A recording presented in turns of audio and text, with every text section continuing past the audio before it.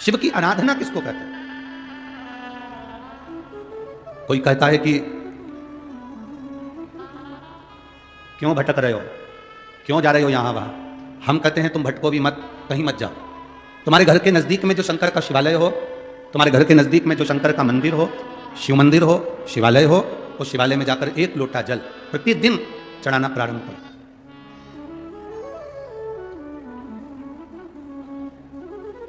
जो प्रतिदिन भगवान शंकर के मंदिर में एक लोटा जल समर्पित करता है, उसका हाथ महादेव पकड़ लेता है, फिर ऐसे ही नहीं छोड़ता, उसको मंजिल तक पहुंचाकर छोड़ता है।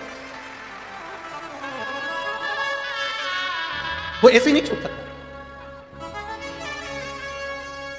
आपने अगर उस पर भरोसा करा है, हां थोड़ा कष्ट हो सकता है, थोड़ी तकलीफें आ सकती है, थोड़ा दुख आ सकता है, जिंदगी में थोड़े थोड़े तकलीफें हर मनुष्य के जीवन में आती है। कोई संत, कोई साधु, कोई गुरु, कोई ब्राह्मण, कोई बहुत बहुत बड़ा महाराज भी अगर तुमको कह दे कि उसकी जिंदगी में दुख नहीं है, तो समझ लेना कि झूठ बोल रहा। मेरे राम जी महाराज भी इस पृथ्वी पर जन्मे तो उनकी जिंदगी में भी दुख आया। मेरे भगवान कृष्ण भी इस पृथ्वी पर जन्मे तो उनकी जिंदगी में भी दुख आया। माता जानकी भी इस पृथ्वी पर प्रकटी तो उनकी जिंदगी में भी दुख आया। राधा रानी भी इस पृथ्वी पर प्रकटी तो उनकी जिंदगी में भी दुख आया।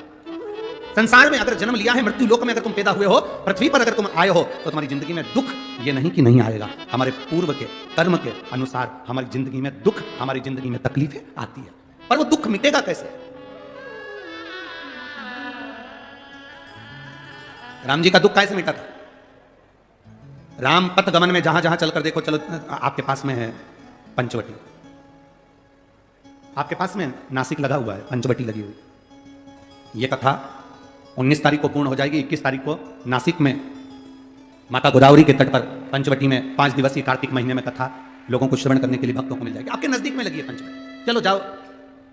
जितने राम जी महाराज अयोध्या से लंका तक गए, उसके बीच में जितने राम जी के मंदिर नहीं है, उससे अधिक शंकर जी के मंदिर हैं। उसका कारण केवल एक है, राम जी जहां रुकते थे वहां शंकर भगवान के शिवलिंग की स्थापना करते थे, पूजन करते थे, और वहां से फिर आगे बढ़ते थे, फिर आगे बढ़ते थे, फिर आगे बढ़ते थे। बिना शंकर की आराधना के, बिना शंकर भगवान को एक लोटा जल चढ़ाए बिना मेरे राम जी महाराज आगे बढ़ते ही नहीं थे।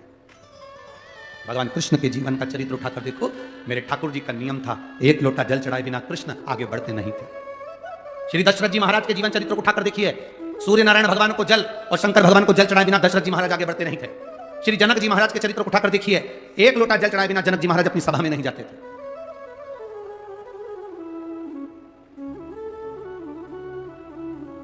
थोड़ी जिंदगी में तूफान आते हैं, कष्ट आते हैं, दर्द आता है, तकलीफें आती हैं, पर तूफान आता है तो पता चलता है ना कि मजबूती कितनी है। अभी पता चला, चला कि नहीं चला? अरे बोलो तो जम के, पता चला ना कि मजबूती कितनी है। ये हवा चलती है, तूफान आता है, तब पता चलता है मजबूती कितनी है। उसी तरह दूसरे धर्म के लोग तुम्हें टिकाने के लिए आगे बढ़ते हैं, पर तुम्हारे भीतर का सनातन धर्म दिखा देता है कि मजबूती कितनी।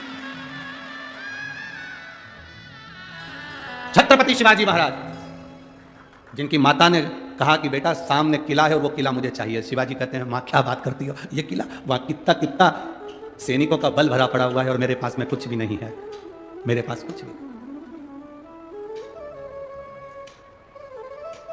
जीजाबाई के शब्द जब श्रवण किए, छत्रपति शिवाजी महाराज को छत्रपति का संबोधन स्वयं उनकी माता ने दिया है, स्वयं उनकी माता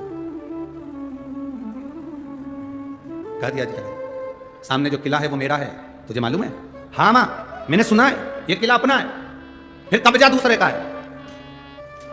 छत्रपति शिवाजी ने कहा बहुत भारी सेना है उसके पास में, बहुत बल है उसके पास में, सेना प्रबल है उसके पास में, मेरे पास इतनी सेना नहीं है। मां ने कह दिया शिवाजी तेरे बस की बात नहीं है, मैं खुद जाऊंगी और किला लेकर आऊंगी। स्वयं शिवाजी ने सुना कि मां स्वयं किला लेने के लिए जा रही है, स्वयं किला, मां